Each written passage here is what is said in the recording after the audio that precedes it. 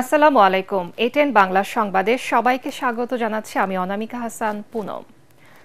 Zia charitable trust দুর্নীতি মামলায় BNP chairperson Begum Khaleda জিয়াকে খালাস দিয়েছেন আপিল বিভাগ। বিচারপতি আশফাকুল ইসলামের নেতৃত্বাধীন ৩ বিচারপতির আপিল বেঞ্চ এই আদেশ দেন। এর আগে ৭ বছরের দণ্ড থেকে হাইকোর্টের দেয়া খালাসের রায়ের বিরুদ্ধে লিভ টু আপিল করে রাষ্ট্রপক্ষ দুদক। গত ২৭ নভেম্বর বেগম জিয়াকে ৭ বছরের দণ্ড থেকে খালাস দেন হাইকোর্ট। ২০১৮ সালের অক্টোবরে জিয়া চ্যারিটেবল ট্রাস্ট দুর্নীতি মামলায় খালেদা জিয়া সহ ৪ আসামিকে ৭ বছরের সশ্রম কারাদণ্ড দেয় বিচারিক আদালত। এছাড়া প্রত্যেককে ১০ লাখ টাকা জরিমানা করা হয়। একই সাথে ট্রাস্টের নামে কেনা কাকরাইলে ৪২ কাঠা জমি বাজেয়াপ্ত করে তা রাষ্ট্রের অনুকূলে নেয়ার আদেশ দেয়া হয়।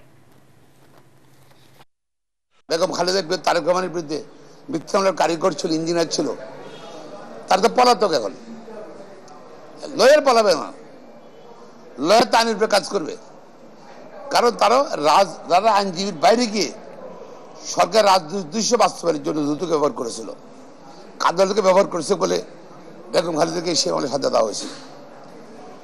কিন্তু এখন হাইকোর্ট ডিভিশন আপিলে সে যে খালাস দিয়েছে এবং সুপ্রিম কোর্ট আপিল ডিভিশনের সেই খালাসের বহাল রেখেছে।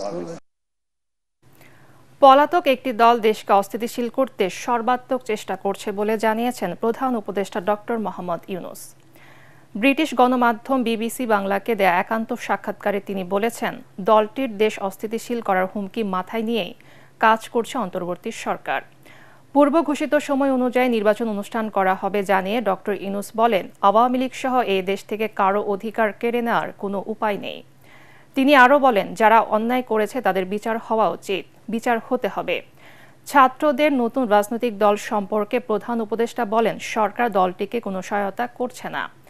এই সময় ভারতের সাথে বাংলাদেশের সম্পর্কের কোনো অবনতি হয় নাই বলেও দাবি করেন প্রধান উপদেষ্টা। একটা পলাতক দল দেশ ছেড়ে চলে গেছে, তাদের নেতৃত্ব চলে গেছে, তারা সর্বাত্মক চেষ্টা করছে এটাকে আনসেটল করার জন্য। এটা তো সবসময় থ্রেট আছে, প্রতিক্ষণই আছে, প্রতি জায়গাতেই আছে, কাজে এটা তো সবসময় থাকবে। তিনটা নির্বাচন হয়ে গেল, ভোটারের কোনো দেখা নাই। এই যে অসংখ্য রকমের দুর্নীতি এবং ব্যর্থতা, মিসরুল ইত্যাদি, প্রাতিষ্ঠানিক সংস্কারগুলো করতে হবে।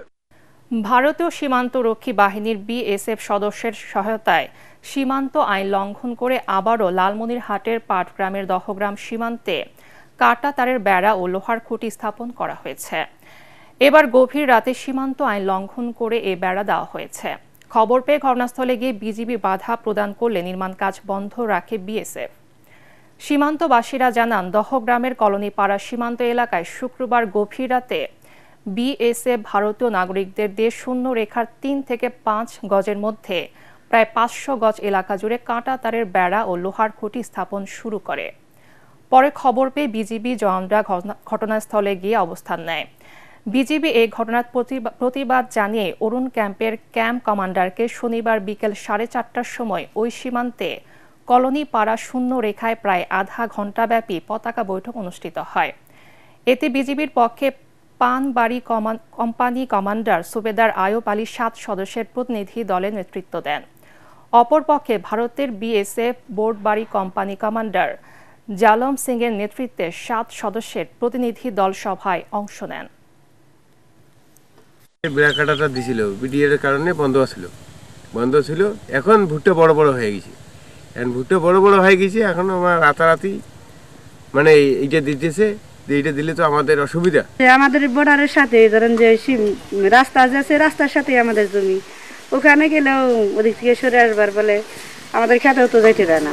কালকে রাত্রে বেলা দিছে বেড়াকাটা, তারপরে আমরা সকালবেলা দেখি যে বেড়াকাটা দিয়ে দিয়েছে, পরে সবাই জানাজানি হলো। আমরা দেখতেছি যে যেখানে বেড়াকাটা হয়ে গেলে আমাদের অনেক বিপদ আপদ হয়ে যায়, পাশে যাওয়াও যায় না। আবার আমাদের জায়গায় যদি আমরা থাকি, আমাদের এরিয়া থাকলে আমাদেরকে দাবার দেয়। আতঙ্কের মধ্যে আছে, রাত্রে ঘুম পাড়তে পারি না।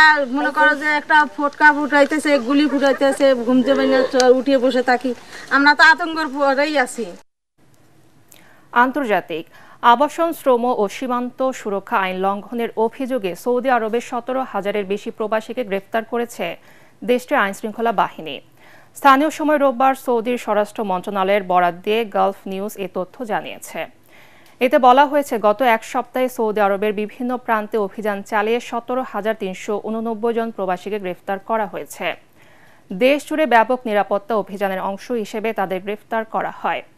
সৌদি স্বরাষ্ট্র মন্ত্রণালয় বলেছে, গ্রেপ্তারকৃতদের মধ্যে ইয়েমেনি ও ইথিওপিয়ান নাগরিকদের সংখ্যাই বেশি।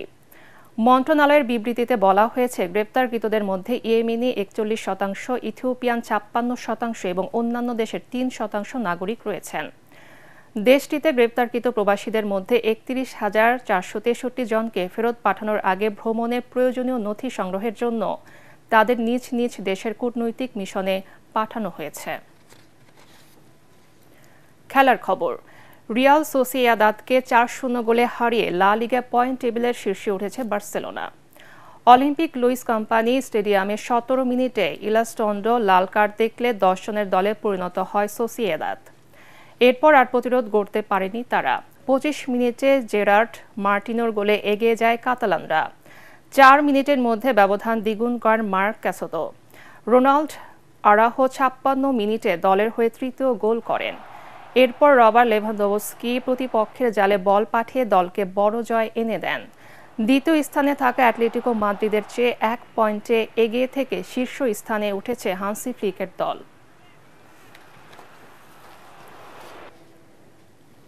পরবর্তী সংবাদ দেখার আমন্ত্রণ জানিয়ে এখনকার মতো শেষ করছি। এটেন বাংলার সংবাদ ইউটিউবে দেখতে ব্রাউজ করুন, /ATN বাংলা নিউজ। ধন্যবাদ সবাইকে।